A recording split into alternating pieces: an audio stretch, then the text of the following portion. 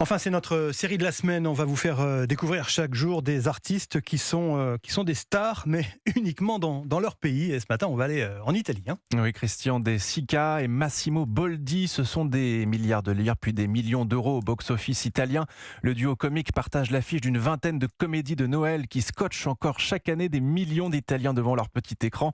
Antonino Gallo-Faro, mais qui n'est jamais sorti des frontières de la péninsule. Difficile de traduire leur jeu de mots en français. Lei si intende di seghe? Ma cosa dice? Oh, porcaccione, ma la sa usare!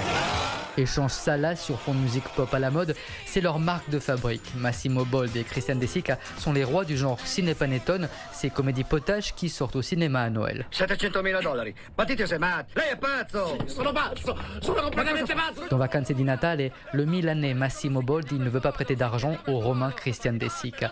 Les deux acteurs jouent sur leurs origines et les clichés liés à leur ville, pour le plus grand bonheur des Italiens, comme Massimiliano. Ils ont toujours été ironiques, ils ont trouvé le bon rythme pour nous faire rire, ce sont des caricatures de nous Italiens, ils se moquent de nos défauts et de nos manies. Ces films sont en effet des miroirs dans lesquels les Italiens se regardent. Pour rire avec Christian De Sica et Massimo Boldi, il faut donc connaître et bien comprendre la culture italienne. E ora sto festeggiando! Tutti medane, Ah, Colombo, quanto sei materiale! Ancora ma grande! Ma falla venire, ha fatto male, Oh, poverino! À la longue, leur humour, personnellement, me lasse, m'agace même. Mais c'est comme pour les bronzés fonds du ski. Quand leur film passe à la télévision chaque année, bizarrement, je reste scotché à l'écran. Voilà Antonino Gallo-Faro, correspondant d'Europe 1 en Italie.